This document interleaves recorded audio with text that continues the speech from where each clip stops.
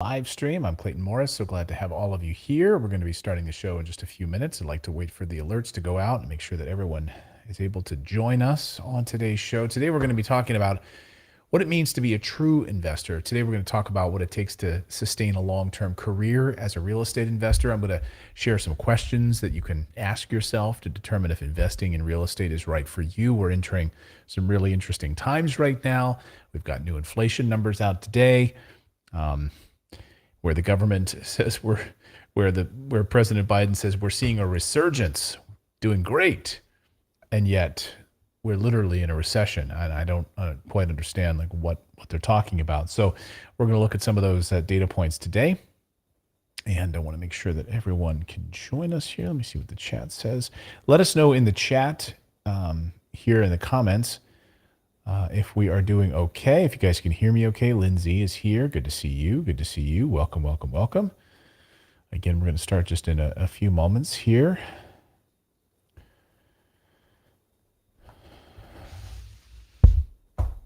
Busy, busy, busy day. There's a lot of news happening over the past few hours. Geopolitically, we're seeing, great, Daniel, good to see you. You're seeing what happens when governments, when governments screw over people. You can't rely on governments. That's why you need to protect your family. You need to protect yourself and your own wealth. And one way to do that is to make sure you're investing outside of government currency. Just look what happening. Look what is happening to Germany right now. People, they're literally setting up heat zones. So because it's going to be such a cold winter in Germany, because their gas is now shut off, and they're running out to buy as many electric heaters as they possibly can. They bought about 600,000 electric heaters in Germany because their government has basically thrown them under the bus. And there are big concerns that their electric grid is going to collapse this winter. That's what, according to Reuters this afternoon. All of these people flip on these electric heaters that they're not used to turning on because they normally rely on gas. But when you impose ridiculous sanctions on another country, this is what happens. So this is why, folks, you never know. I mean, you think about like a country like Germany, where they've got it together, right? They had 17 nuclear power plants, then they shut them all off, all down, and look what happens to the people, right? You're just trying to take care of your family. The search for firewood has just been bonkers right now in Germany. People are so.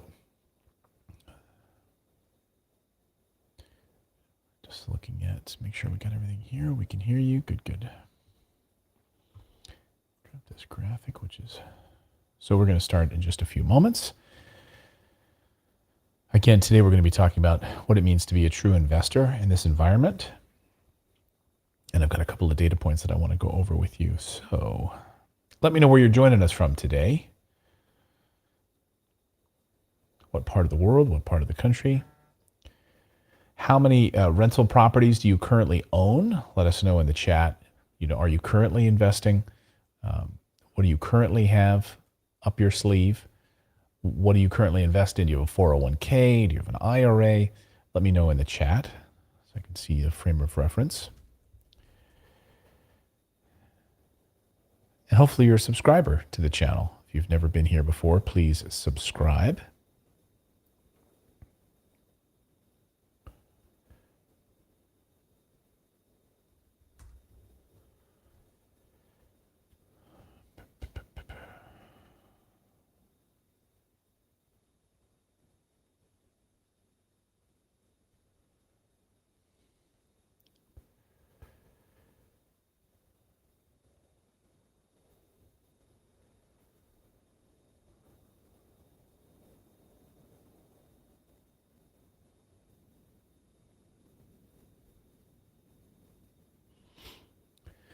Good morning, Daniel from Temecula.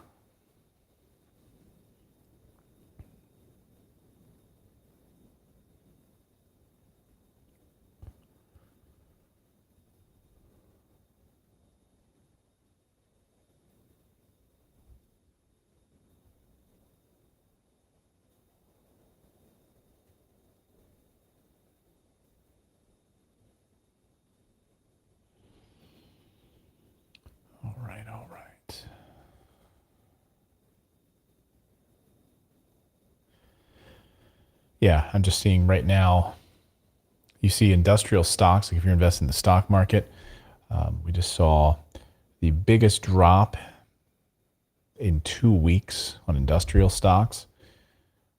Again, this is why, if you've got a portion of your portfolio in stocks, okay, a small chunk, but really, really, really needs to be in tangible assets like real estate, like precious metals. I'm mostly a real estate fan, though.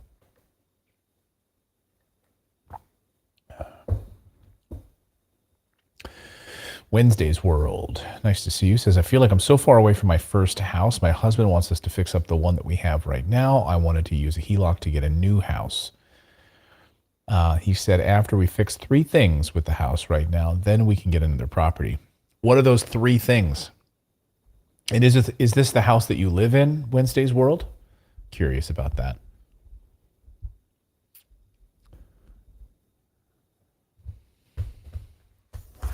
Hey, JR from NorCal. All right. So today we're going to talk about being a true investor.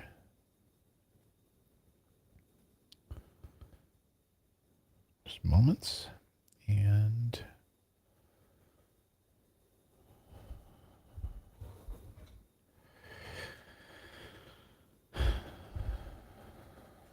coming down with something, I feel like.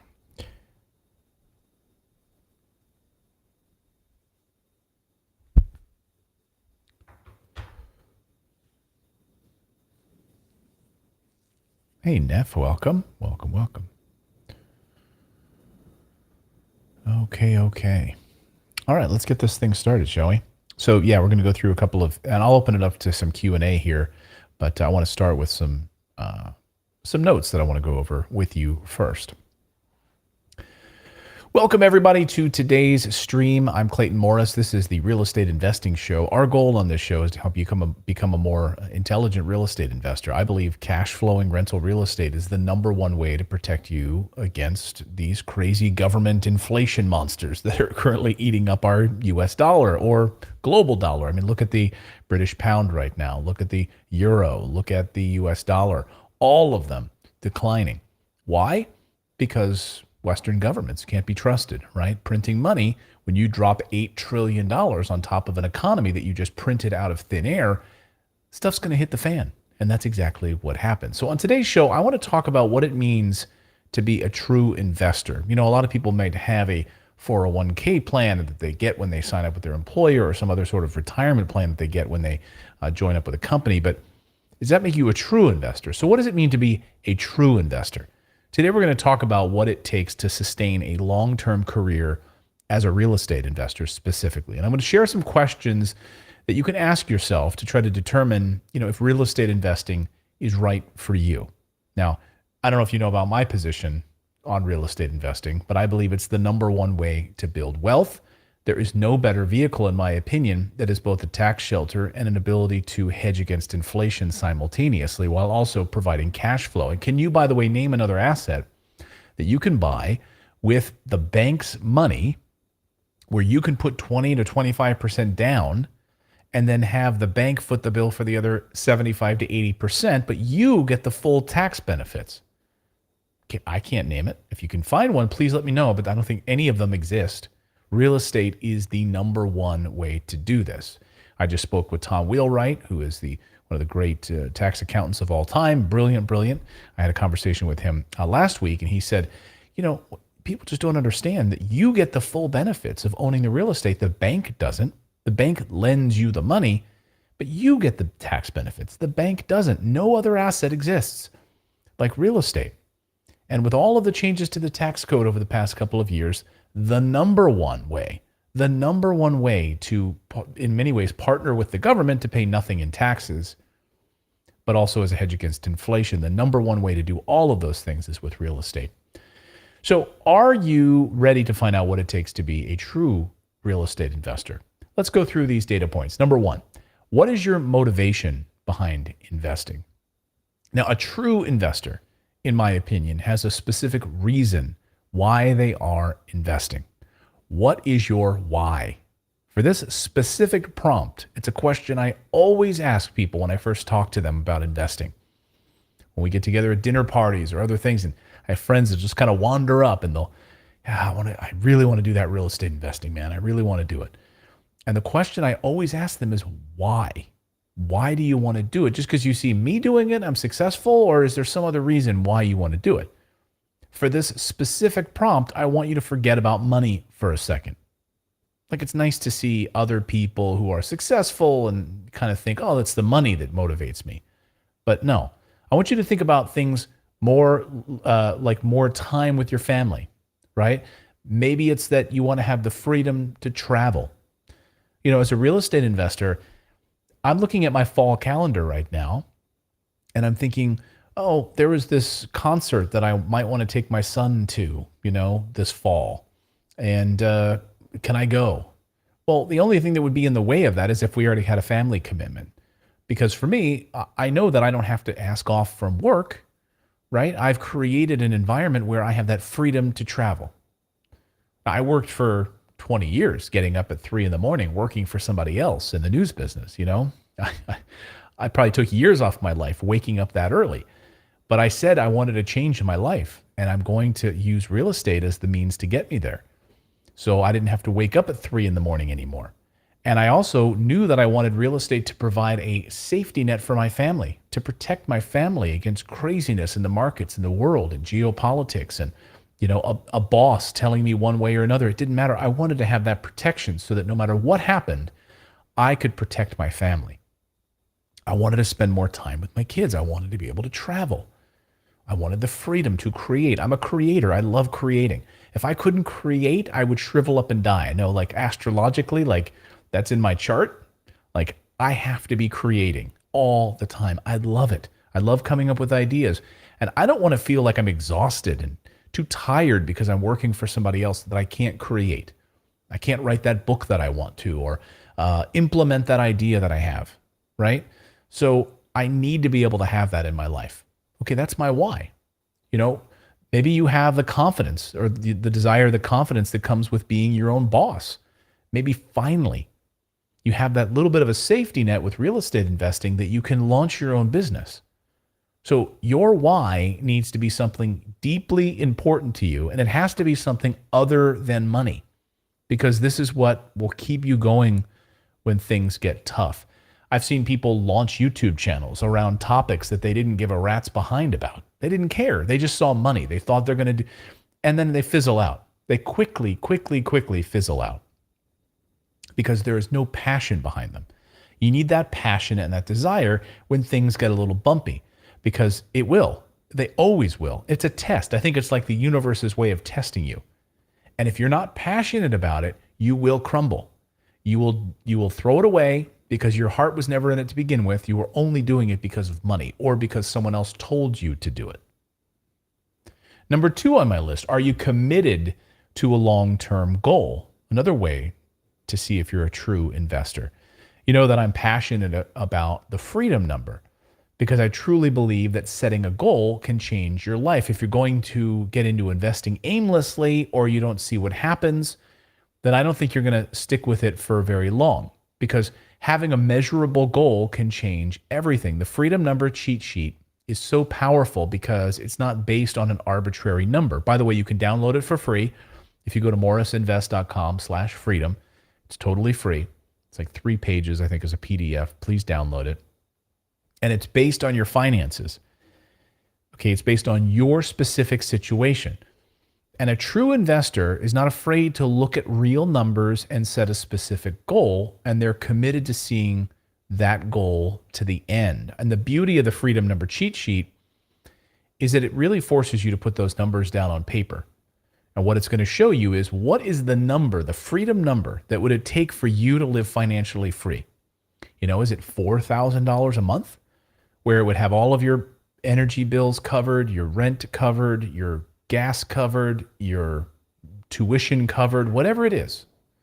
All of it would be covered from passive income. That is your freedom number.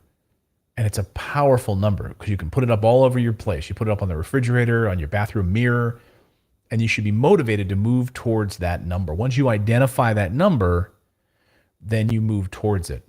You know, if you think about all things in this universe are just thoughts. They started as a thought. So financial freedom starts as a thought, and then you're helping it by putting actual tangible numbers behind it. And then you have that goal, you can start moving towards it. It's very, very powerful. So I'll have a link in the description below for you to go download that. Again, totally free. Number 3, what is your identity? When someone asks, what do you do? What is your answer? Do you call yourself an investor? You might think it really doesn't matter, but our words are powerful. The way that you view yourself is important. And here's an example. Think about someone who's a dedicated runner. They run all the time, right? You know those people, right? Someone who you would describe, yeah, John's a runner. Sally, she's a runner. Definitely a runner. This is the type of person so committed that they run no matter what. It's raining. It's a little cold outside. It doesn't matter. The weather's bad. It really doesn't matter. They run. And after they recover, they even run after they recover from injuries, right? They hurt their knee and they get back up and they go back and do it again. They might even run on vacation. I always tell those people, you're in a really hot climate, everyone's relaxing, and there's that person up like 6 a.m. running. They run because it's their identity. It's who they are. It's what they do. That's how you should feel about investing when you're a true investor. I have a lot of investor friends and mentors who got burned in real estate back in 2008. I was one of them. But today, they're back on their feet with a healthy portfolio of properties. And I think what sets those successful investors apart from the investors who never invested again after the crash is their identity. Or someone had a rental property, they got one rental property and they just, they didn't have it properly managed by a property management company, or they tried to do it themselves. They tried to manage everything themselves. They tried to hire contractors. Again, they tried to DIY it, right? And they got burned on it. And they're like, well, this isn't for me. I'm just going to go back to the old 401k. Think about how you could switch that, right? And move through adversity, push through those roadblocks and get back on their feet. These people that got back on their feet because they thought of themselves as true investors, like my friend Robert Kiyosaki or Ken McElroy or any other investors that I've been close with over the years. They've all had problems. They've all gone through problems. I'll just tell you a Ken McElroy story. He told me a story one day over lunch and I was like, holy smokes. He had a huge apartment complex and he's a multifamily investor. I'm a single family and duplex investor, but he had a large, I think it was like 100-unit apartment complex in Houston. It's 100 or 150 apartments in one building. And the hurricane came through. I don't remember which hurricane at this point. And it knocked half the building down. Half the building was wiped away. So imagine that as an investor. He lost not only the building, unfortunately no one was hurt, like they had left the building or something. I don't know the exact circumstances. But then of course he lost all of those renters as well, all of that income from that rental property. And he just said, well, we're going to rebuild, It's what we do. Fortunately, that's not the only thing, and it's tough, but we move through it. I just thought, that's a true investor, right? How you handle yourself in those situations. So number 4 really leads me right into this. How do you handle difficulties? Running a business always comes with hardships, and real estate investing is no exception. Investors deal with all kinds of difficulties, vacancies, tenant turnovers, damages to the property, and more. This is par for the course, my friends. And a true investor sees these obstacles as part of the business, and they don't let it discourage them from reaching their goals. One of the things I think about, again, I bring this up on the show all the time. I think it's incredibly important it helps frame where you are in your journey sometimes for new investors, because they'll say to me, well, how do you get over being scared about a vacancy? And I say, it's easy. I think about, what if I had 50 rental properties, right? Think about as if you are 5 years from now and you don't just have one rental property that you're worried about a vacancy over, you've got 50. Are you going to be, when you have 50 rental properties, worried about that one vacancy, which you're going to have? You're going to have a vacancy for a few weeks or a few months as things get cleaned up and the property management company puts a new tenant in the property. It's going to happen. We have vacancies all the time. You have to. That's part of the game. So how do you feel about them if you had 50 of these rental properties? Would you be worried about vacancy, or there's some damage to a bathroom wall and needs to be touched up and fixed before the next tenant moves in. No, but if you've got one property and you think, oh my God, it's the end of the world. I've got a vacancy and I've got a hole in my bathroom wall. Think about it.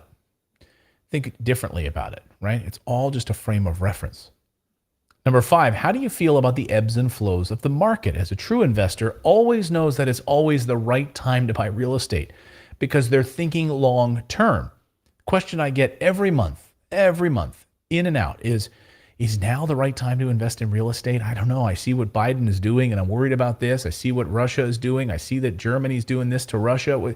All geopolitically, I'm worried about it. You know, we might be in hurricane season now. Is that a bad time to invest? And I don't know. What about, I hear there's a solar flare is going to be coming soon that could affect electronics. Is now a good time to invest? I hear about this monkeypox. Is now a good time to invest? The answer to me is it's always the right time to buy real estate. Again, it's always a hedge against inflation. Always. It's always going to be a tax shelter. It's more important to have time in the market than trying to time the market. The sooner you get into the market, the better. I want you to watch the new video that I published last week called Is Now the Right Time to Invest in Real Estate? We will have it linked up in the description below. I want you to go watch it. We'll even put a little card right up here. You can click on that. Real estate is a long-term strategy, and it's important not to get caught up on things like interest rates or inflation or whatever else might be happening in the economy. Because here's the thing, the market is always shifting and it's always out of our control. It's rare that the stars are aligned and everything is perfect. As I've said before, you can always refinance into a lower interest rate if it becomes available in the future. But you can never go back in time and start investing earlier unless you have a DeLorean with a flux capacitor and a scientist friend named Doc that you can travel 88 miles per hour and go back to the future. You can't do it. So a true investor understands these ups and downs of the real estate market. One of our partners at Sedera Wealth said that you want to marry the property and date the interest rate. That's right. You want to marry the property and date the interest rate. A true investor controls the controllables and doesn't stress about the other factors. A true investor buys real estate when they can, and they trust that they'll come out ahead over time because they know they've got the right fundamentals in place. Now, if you'd like to talk more about anything you've heard today, we'd love to learn more about you and have your goals. We'd love to hear more about your goals as well. So head over to morrisinvest.com, click on the red button, and tell us when to call you. There's a button right there so you can book a call with our team, and we'd love to hear more about that. Again, think about that. When you're able to acquire real estate right now, like for all of our properties at Morris Invest, our internal rate of return on our properties is going to be a minimum 18%. That includes the interest rates of whatever financing is available right now. So by getting that property now, you're getting a great rate. But then what if a year, 2 years, okay, interest rates come down a little bit? We can adjust that, right? We adjust that, we move it, we shake it, and now you get a better internal rate of return. But it's time in the market, okay? Not trying to time the market by what Biden is doing, by what the European Union is doing, what the Federal Reserve is doing. None of that. All of that's irrelevant as long as the numbers on the deal that you have make sense. So please subscribe to the channel. I hope you are a subscriber to the channel. And please make this a part of your daily watching so you can become a more intelligent real estate investor. I'd love to hear you guys in the chat here and see what... Thank you, Kilkenny. I appreciate that.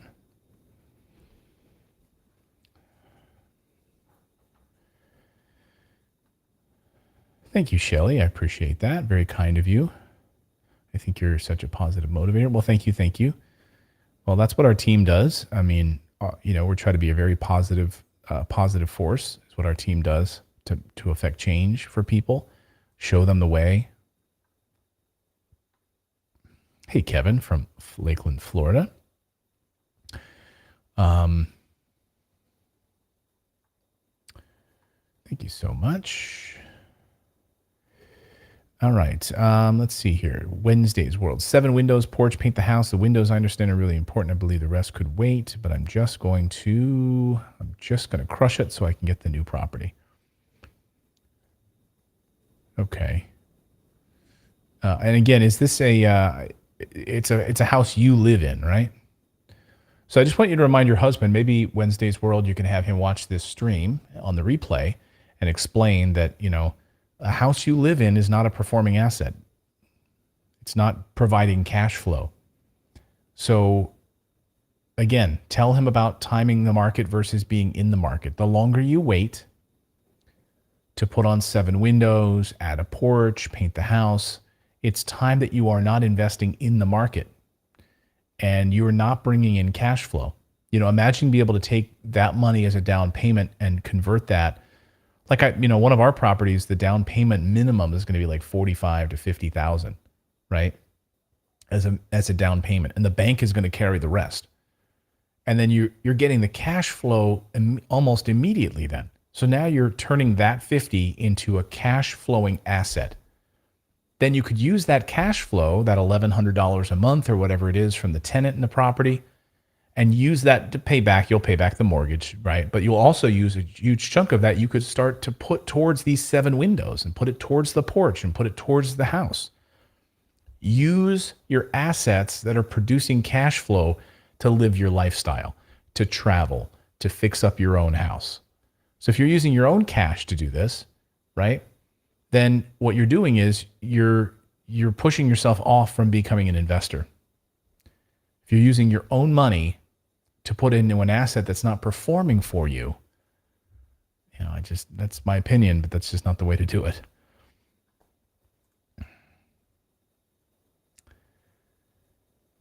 Yes, Doug, thank you right there. So there's the link. Thank you so much for dropping that in the chat. It's morrisinvest.com/freedom. That's the freedom cheat sheet link. So if any of you would like to book a call with our team today, you can do that just by go to morrisinvest.com and click on the book a call button. There's a big book a call button right there. And a little calendar will pop up for you to pick a time on your calendar that works for you. Please put in the correct phone number because one of our team members will call you at the time that you select. Also, make sure you put in your correct email address because we're going to send you a couple of downloads, a couple of PDF downloads that we will want you to take care of before you jump on the phone with us, just to get a better sense of where you are, what are your goals for real estate investing. So you're just prepared for the phone call. That way, we're not wasting your time and we're able to help you as quickly as we can and as best way we can.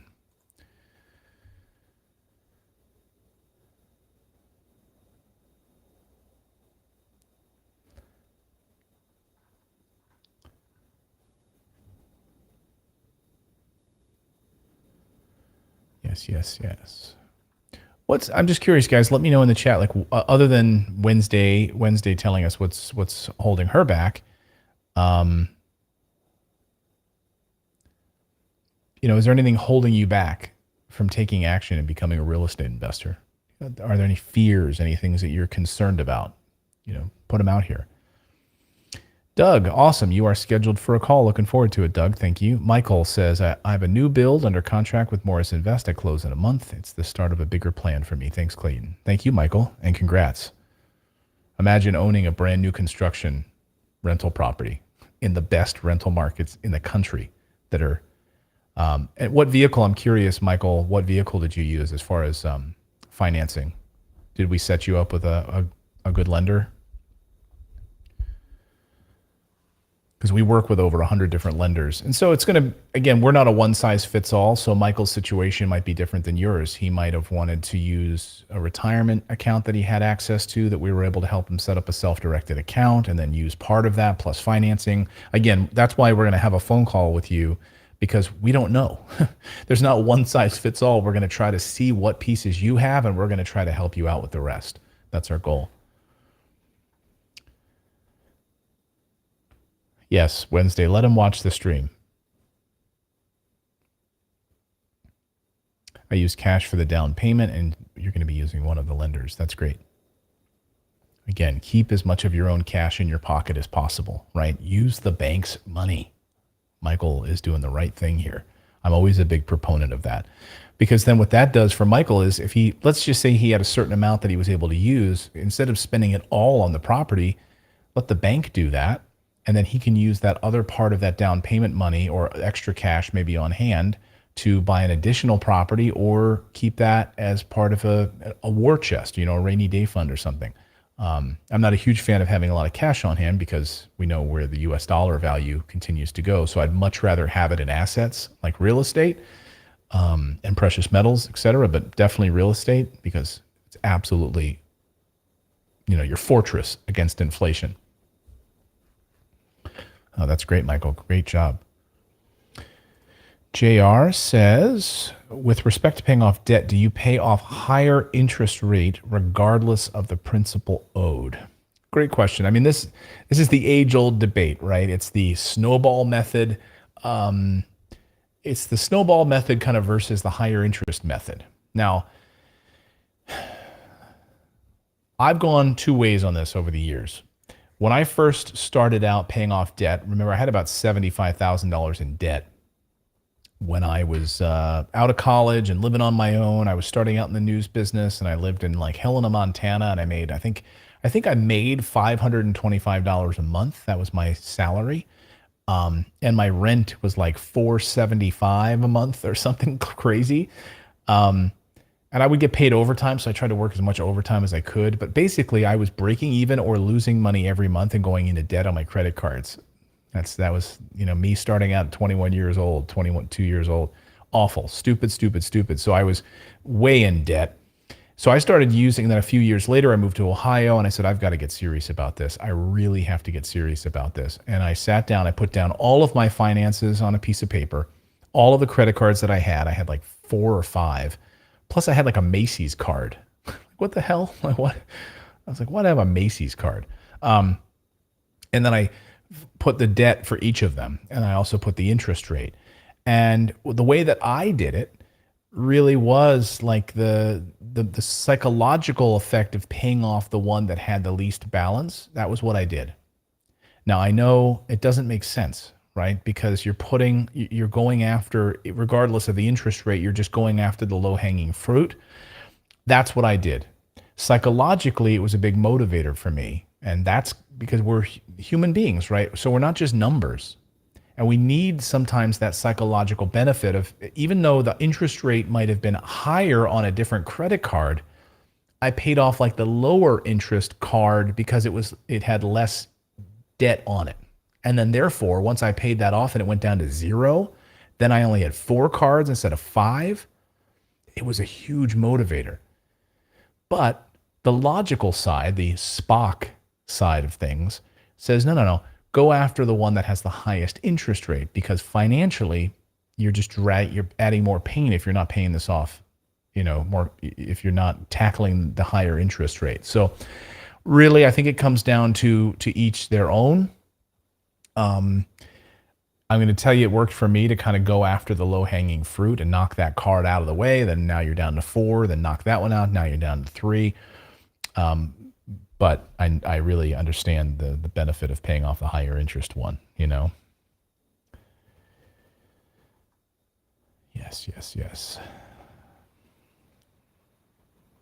The avalanche.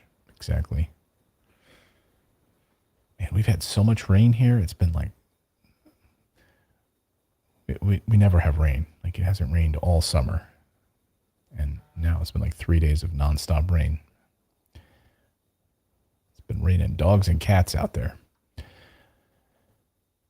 Christopher, let's see here. Pennsylvania in the house. Thank you, Christopher. You're from Berks like me. That's awesome, man. Wilson High School in the house.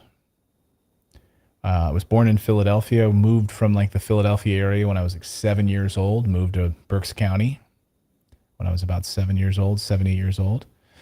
Originally from Berks, Schuylkill County. Happy to say that I made the call to Morris Invest. Thank you so much. Your team is amazing. I didn't know what I didn't know about self-directed IRAs. Yeah, trust me, our team will blow your socks off when it comes to understanding self-directed IRAs.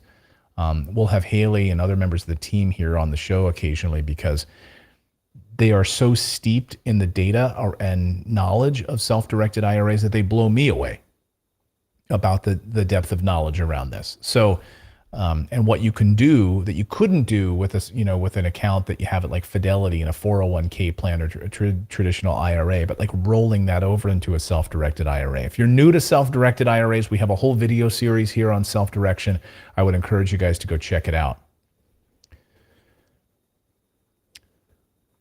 Yes, MP Graham says yes, the snowball versus avalanche method of debt elimination. Exactly. So, again, I'm not going to belabor it again, but I think the snowball method really allows you to build up some momentum, even though financially with the numbers, it just might not make sense. Like it defies logic. But to each their own. For me, like if you're more of like an engineer, if you're an engineer type, then the avalanche method where you're just tackling the highest interest rate might make more sense for you. We work with engineers who will book a call with us, and it's taken them 2 years to finally book a call with us. And I used to joke with engineers. I say, what do you do? They're like, I'm an engineer. And I said, so how long did it take you to finally take the plunge and become a real estate investor? And they laugh because they're so analytical. They spent 2 years running data and formulas trying to figure out if they should even book a call. And then 2 years later, they finally do. And they wasted that 2 years. And they're like, I know it's my thing. I'm an engineer. I wish I would have booked the call earlier. And I wasted 2 years of overthinking things. So if you're an overthinker or you really love the data points, then you might, on the debt side, might be really focused on trying to go after the highest interest rate. But if you don't think that way and you're more emotional and I'm not saying everyone, it's like emotional versus analytical, but if you really want to see that the motivation of having those things paid off quickly, and see that momentum, the snowball method might be good for you. So thank you. If you're joining us late, guys, please go back and rewatch this stream. We'll have the replay up available for you, and it'll be trimmed up later, so it'll be tighter and cleaner for playback later. But if you want to go back and watch the stream, take this link, share it with your husband, like Wednesday is going to do. Share it with her husband, and hopefully you'll find it helpful. Let's see here. Antoine says, what is your take on acquiring properties subject to and either renting them out or seller financing them? I think if you can take a property subject to the existing, it's hard to find though. I mean, you've got to construct that deal. So you're going to so someone has a property, they've got a mortgage on it, and you're going to buy that property subject to the existing mortgage, right? You're going to assume the mortgage. If you can construct that in such a way that makes sense, great. It's hard to find. It's going to require you to do some marketing and do mailers and reach out to people, maybe for sale by owner section of Craigslist and try to find deals that way. That's a possibility where you could say, look, I'll take care of the mortgage. I know you're 3 months in arrears. You haven't paid your mortgage for 3 months. I'll let you get caught up. I'll pay the mortgage. I'll get you caught up on the property. I'm going to buy the property subject to this mortgage, and then you're going to rent it from me. And then if you don't pay the rent, then I'm going to foreclose on it. You can get really creative with this way. I've done a few of these deals over the years. It's not easy. You really have to stay on top of it. It's not easy. Seller financing, another option. Yes, I like seller financing. I've done seller financing before where I found a property, and usually it's in the form of a real estate investor who didn't manage the properties well, didn't have a property management team. Maybe they're they're a tired landlord. So now you're offering to buy one or two of the properties off of them, and they say fine, and you tell them that, hey, look, I'll buy the property, let's do some seller financing on the property. You're gonna you're going to carry the note on the property. And they would say, well, why would I want to do that? I just want to get rid of the property. I'm tired, I'm 75 and I don't want to do this anymore. Well, the reason you do want to give it to me with seller financing is because you're going to get hit with a big tax bill, John. So this way, if we actually construct a 30-year note, then we're actually spreading out your tax burden over 30 years instead of all at once in this calendar year. And once you can explain that and educate that, then they'll understand that it's actually a huge benefit to them to do seller financing. So if you can take them through that education process and really spend that time with them and let them know that it's beneficial, then yeah, you can do some great stuff there. Daniel, I don't. Thank you for the question, though. Just been like letting stuff ride right now as we've been watching that volatility in those markets. And Christopher says, Clayton, that's me, the analytical type. Analysis paralysis is real. Here's the thing, Christopher. We can talk ourselves out of anything, And that's the thing. You're never going to be 100% sure of anything in your life. Ever. Right? Ever. Oh, I want to go to that college, I think. I'm 80% sure. Okay. So I like to say if you're 80%, then let the other 20% work itself out. But it's almost impossible to be at 100%. We're human beings. There are too many variables in life. So let that other 20%, up to chance. If you've got two dots, there's going to be a line that's going to form. It's something that Steve Jobs said. In fact, I just read a Steve Jobs quote last night. There's a new website. It was built by one of his designers, Johnny Ive, was intimately involved in sort of this Steve Jobs archive website. Thoughts and quotes and things from private meetings that were set up and so forth. And so a lot of this was like private information, really interesting. And one of the things that Steve Jobs said was, just know that, try to connect the dots. Just know that the universe is going to help you connect the rest of the dots. And I thought that was powerful. Just put it out there, right? Just go with it. One of the things Steve Jobs used to say is, great artists ship. There's so many artists who overthought it, and no one ever saw their work because they never released it to the world. That's a shame, right? But great artists actually ship the product. So the same thing with real estate investing. At some point, you got to just pull the trigger. You got to move on it, or you're just going to be left behind, right? So good on you, Christopher, for taking action.